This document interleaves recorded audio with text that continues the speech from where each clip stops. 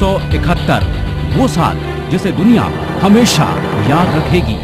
दुनिया का तीसरा सबसे छोटा संग्राम 3 दिसंबर से 16 दिसंबर और बस 14 दिनों में बदल गई थी दुनिया की तस्वीर। पाकिस्तान पस्त हो चुका था और बांग्लादेश एक नए देश के रूप में दुनिया के नक्शे पर उभर आया था।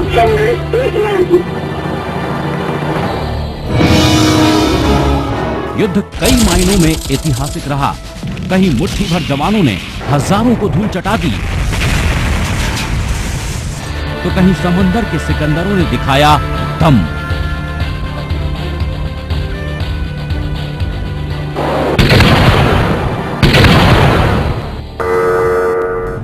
कड़ाके की ठंड के बीच एयर वॉरियर्स के हवाई हमलों ने तबाही मचा दी। रही सही कसर इंदिरा के तेवर और सेना के जज्बे और जुनून ने पूरा कर दिया। भारत केवल 6 लाख गांव व नगर नहीं, भारत उसकी 55 करोड़ संतान ही नहीं, भारत एक भावना है। दुश्मन घुटनों के बल आ चुका था।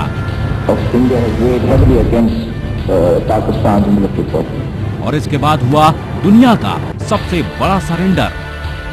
दुश्मन राष्ट्र के सैनिकों ने डाल दिए हथियार, लेकिन पाकिस्तान के लिए अपने ही पैरों पर कुल्हाड़ी चलाने वाली ये घटना अप्रत्याशित नहीं थी। आजादी के बाद से ही पाकिस्तान ने भारत के साथ कभी दोस्ती भरा रवैया नहीं अपनाया। पाक ने अपने ही देश के पूर्वी हिस्से में बर्बरता की सारी हदें पार कर दी। नतीजा ये हुआ कि पाकिस्तानी हुकूमत के खिलाफ आंदोलन की आग भड़क उठी।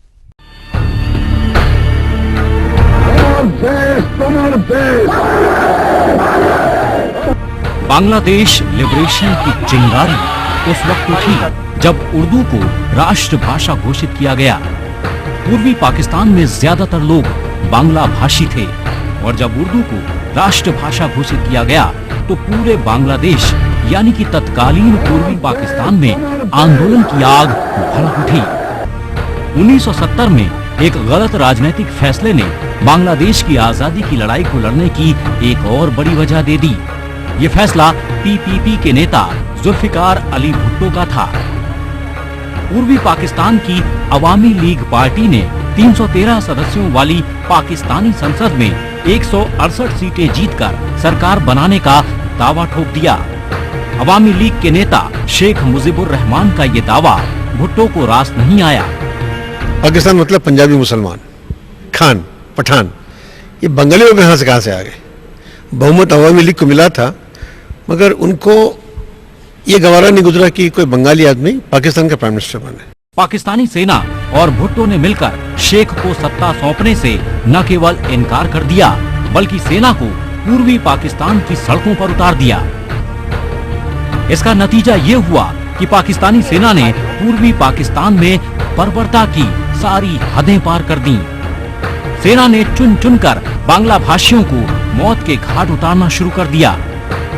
वहीं अवामी लीग के नेता शेख मुजीबुर रहमान को भी आधी रात को गिरफ्तार कर पश्चिमी पाकिस्तान भेज दिया गया। बदले की आग भड़क उठी थी और स्वतंत्र बांग्लादेश का सपना देखा जाने लगा। पाक सेना के ही एक मेजर ने बगावत करते हुए शेख मुजीबुर रहमान को नेता घोषित किया और आजादी का ऐलान कर दिया। अब पूर्वी पाकिस्तान में बगावती मेजर जियाउर रहमान के साथ साथ कई पाक सैनिक भी अपने ही देश की आर्मी के सामने आ खड़े हुए थे।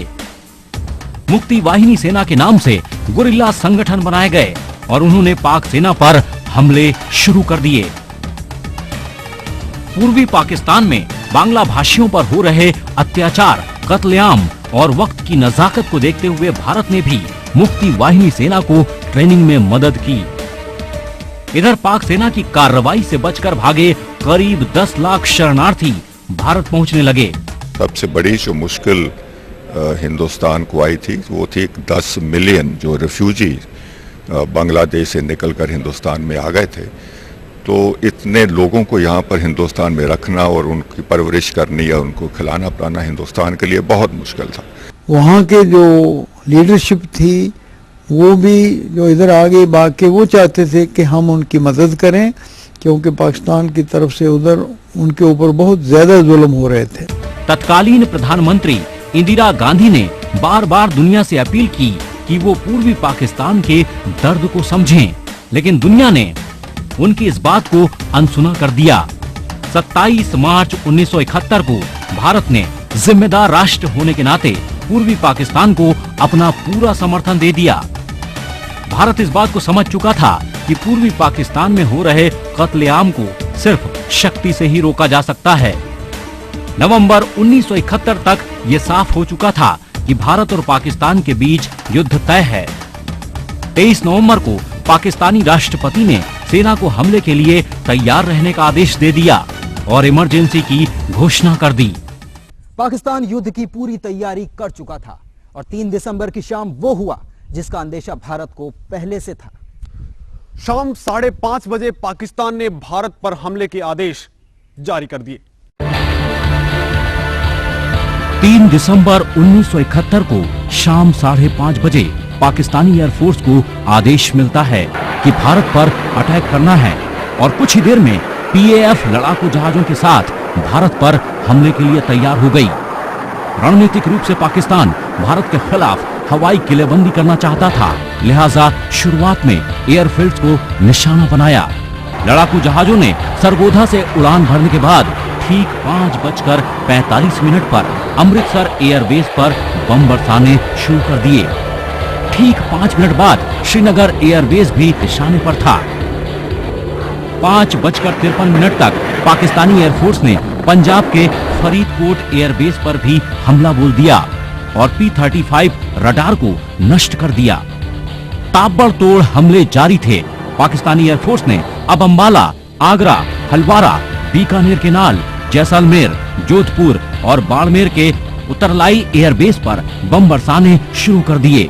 यानी PAF भारतीय आसमान पर कब्जा करने के लिए 11 हवाई ठिकानों पर रात 10:30 बजे तक हमला करती रही। पाकिस्तान का दुस्साहस यहीं खत्म नहीं हुआ। अब तक हवाई हमले कर रहा पाकिस्तान अब जमीनी हमले की भी तैयारी कर चुका था और जम्मू के पुंछ सेक्टर में पाकिस्तान ने युद्ध के लिए अपने टैंक उतार दिए। इधर पाकिस्तानी सेना ने आक्रामक रुख अपनाते हुए छम्ब सेक्टर पर हमला बोल दिया,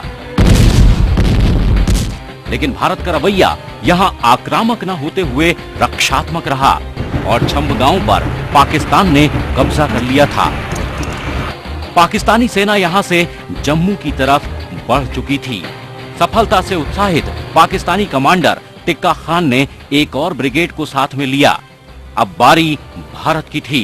इंदिरा गांधी ने ऑल इंडिया रेडियो से वार का ऐलान कर दिया और इसके साथ ही युद्ध की स्थिति पूरी तरह बदल चुकी थी। इंडियन एयरफोर्स ने जवाबी हमला करते हुए पाकिस्तान के मुरीद, मियांवाली, सरगोथा, चांदेर, दिसानेवाला, रसीद और मसरूद एयरबेस को तबाह कर दिया। Pakistan troops had disadvantage that their उनकी जो वो सामान जाता था, एमिनेशन, कुछ भी सामान, दूसरे जमाने के हंटर से लेकर भारतीय वायुसेना के पास MiG-21 और सुखोई 7 BM जैसे लाजवाब लड़ाकू विमान थे। भारतीय हमलों का पाकिस्तानियों के पास कोई जवाब नहीं था। वहीं पश्चिमी मोर्चे पर पाकिस्तान से सटी सीमा पर भारतीय वायुसेना ने पाकिस्तान के कई टैंक्स, बख्तरबंद गाड़ियों को नेस्त नाबूद कर दिया। लेकिन दूसरी तरफ पाकिस्तान ने पुंछ में हमला बोल दिया। ये पश्चिमी सेक्टर में दूसरा सबसे बड़ा हमला था, जबकि जम्मू कश्मीर के बाकी इलाके में भारतीय सेना पहले से ही मोर्चा संभाले हुई थी। पाकिस्तानी सेना ने इसी तरह का हमला पंजाब के फाजिलका और हुसैनीवाला पर किया, लेकिन इरादे कामयाब नहीं हो पाए। पाकिस्तान ने राजस्थान के रास्ते भारत के खिलाफ मोर्चा खोल दिया। पाकिस्तान की रणनीति थी थार पर कब्जा जमाने की। लेकिन उस रात जो कुछ भी लोंगेवाला पोस्ट पर हुआ वो पाकिस्तान की सेना के जहन में आज भी सिरहन पैदा करने के लिए काफी है।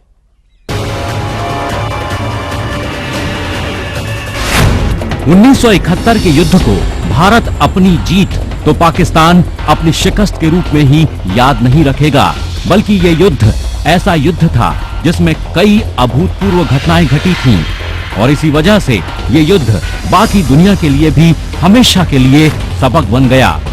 सबसे महत्वपूर्ण घटना थी लोंगेवाला की। नापाक मंसूबों के साथ पाकिस्तान ये समझ बैठा था कि वो लोंगेवाला के रास्ते भारत में घुस जाएगा और थार पर अपनी सल्तनत जमा लेगा। 4 दिसंबर को बाकायदा अपनी फोर्स को भी रवाना कर दिया। 2800 जवान, भारी मात्रा में आर्टिलरी और 65 टैंक। दुश्मन आगे और आगे बढ़ता जा रहा था। इधर दुश्मन की हर एक हरकत की खबर भारतीय फौज की पेट्रोलिंग पार्टी आगे तक पहुंचा रही थी। दुश्मन लोंगेवाला पोस्ट के करीब और करीब बढ़ता जा रहा था। 65 टैंक, 2800 जवान और भारी भरकम आर्टिलरी, ये थी दुश्मन की ताकत।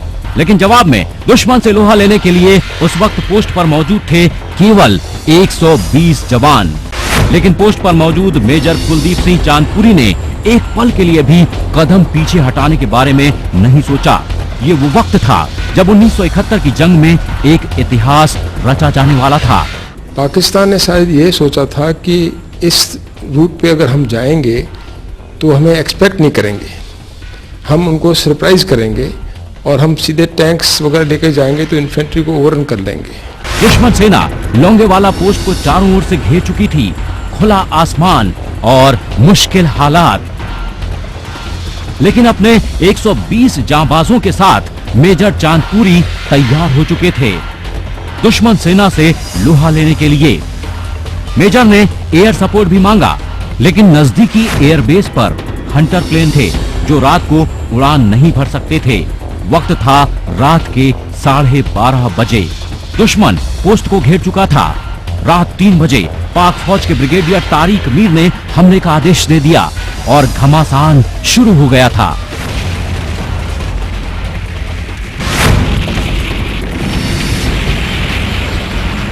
दुश्मन को पस्त करने के लिए जवानों को रात भर उन्हें रोके रखना बेहद जरूरी था। भारत की नाकेबंदी और रणनीति में दुश्मन रात भर उलझा रहा और सुबह की पहली किरण के साथ ही भारतीय वायुसेना के हंटर लड़ाकू जहाज आसमान से काल बनकर बरसना शुरू हो गए। हंटरों ने पाकिस्तानी टैंकों को चुन चुन कर नेस्त नाबूद किया। क्योंकि कोई कवर नहीं है, किसी तरफ झाड़ियां वगैरह नहीं है, इसलिए उनको टैंक को पकड़ने में कोई इतनी परेशानी नहीं हुई और एक एक टैंक को वो डिस्ट्रॉय करने में सफल हुए और वो अपने आप को बचा नहीं पाए। इस तरह से उनका नापाक इरादा विफल हो गया। दुश्मन बुरी तरह घबरा चुका था। उसके समझ नहीं आया कि क्या करे और क्या न करे और मजबूरन भारत की कुशल रणनीति, साहस और ताकत के आगे उसे पस्त होकर उल्टे पांव भागना ही पड़ा। वायुसेना ने युद्ध में निर्णायक भूमिका निभाते हुए पाकिस्तानी टैंकों को कब्रिस्तान बना दिया था। वहीं इसके बाद भारतीय फौज ने 8 दिसंबर को आक्रमण किया और पाकिस्तानी सीमा में घुसकर 640 स्क्वायर किलोमीटर भूभाग पर कब्जा कर लिया।